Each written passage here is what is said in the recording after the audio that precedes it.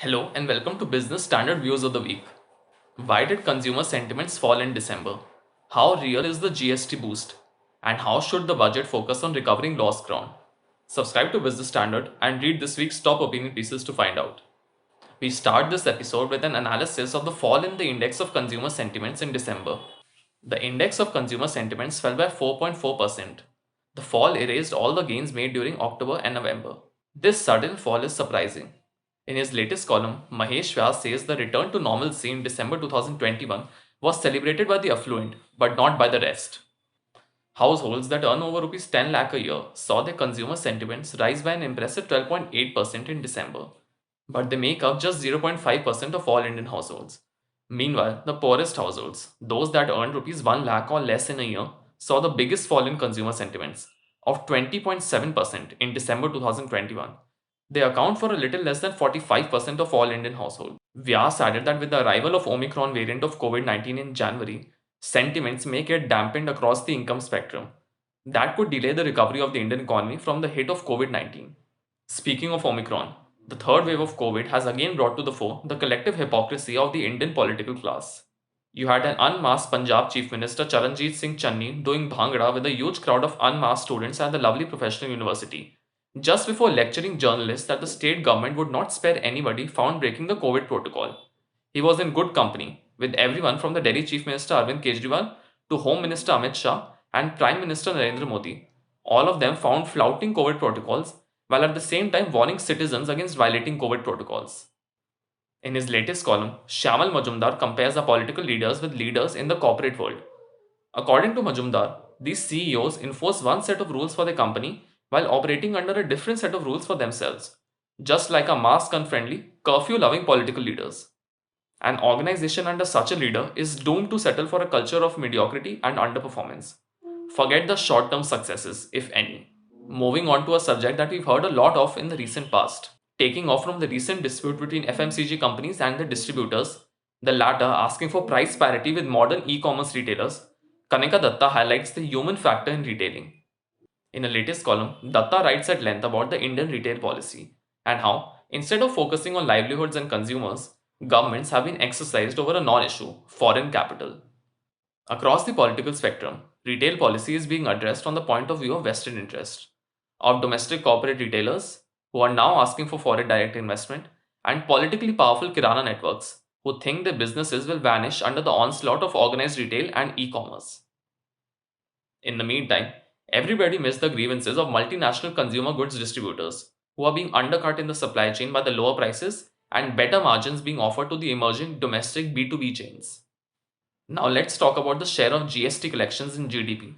In his latest column, Ashok Bhattacharya points out that the share of GST collections in GDP is not a cause for any excitement. From 6.2% of GDP in 2018-19, it fell for two consecutive years to 6% in 2019-20 and 5.75% in 2020-21. And now in 2021-22, it is expected to go up to 6.1% of GDP. The ratio of GST to GDP is the true indicator of measuring how tax revenues have kept pace with the economy's growth. By that yardstick, there is no reason for any elation, even though in nominal terms the collections in 2021-22 could grow by about 25% over the previous year with improved buoyancy. The Modi government so far has shown reluctance to raise tax rates, except in customs. Bhattacharya writes that the time to consider a GST rate rationalization to achieve an overall increase in effective rates has come. Now, with the union budget coming up, Business Standard talks about how the government must focus on recovering lost ground. Although the headline number of 9.2% growth in GDP looks impressive, it must be noted that the economy contracted by 7.3% last year and would barely cross the absolute level seen in 2019-20 in real terms. Real growth over FY20 would be just about 1.3% if the given numbers hold.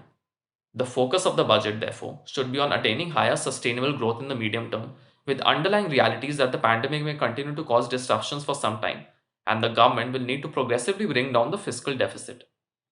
This week, the government became the largest shareholder of telecom major Vodafone Idea, owning a 35.8% stake. In an editorial, Business Standard explains that the government has only itself to blame for this turn of events. India's telecom market has been described by analysts as the most difficult in the world. A decade ago, there were dozens of claimants for a share of India's telecom pie. Today, the government has to take equity in one of the three remaining companies to prevent the sector from becoming a duopoly. Excessive taxation and fees, license cancellations, and regulatory uncertainty have all contributed to the government having to step in. It is being forced to solve a problem that it itself created. The government should not solely view this sector as an opportunity to increase revenues and meet fiscal requirements. The time has come for the government to prioritize stability, investment, and quality improvements in telecom. Its much heralded Digital India plans depend upon such stability. Finally, we bring this episode of BS Views to a close with some good news from the corporate sector. The Reserve Bank's studies of corporate finances show that for a shifting sample of about 2,600 listed private companies, excluding financial enterprises, net profits in the first half of this financial year are already about 80% of the profits earned during the last year. Even if the profit growth rate falters in the second half of the year, the RBI samples profits for all of 2021-22 could end up showing growth in the region of 60%. This comes on top of a more than doubling of profits in 2020-21, but that was a recovery from a sharp dip of the previous year. In his latest column, TNNN explains that if one were to narrowly focus on the RBI's tally of corporate profits for the first half of the year, profits for the full year could well be double the level of 2018-19. That year had seen record corporate tax collection of Rs 6.64 trillion. If higher profits this year do not propel corporation tax revenue to a level higher than that peak and massively exceed what has been budgeted, something is wrong with the corporation tax. Recent changes to corporation tax rates, announced in stages by the two Modi governments, were to be revenue neutral. The question to be answered on budget day is whether the changes were in fact revenue neutral, given that the goods and services tax rates were also supposed to be revenue neutral but turned out differently. If it now turns out differently for the corporation tax as well, the finance minister should take a good look at which tax exemptions to target. If you like this video, share it and subscribe to Business Standard. For more news, views and insights, log on to www.business-standard.com. Do also follow us on YouTube, Twitter, Facebook, Instagram, Telegram and LinkedIn.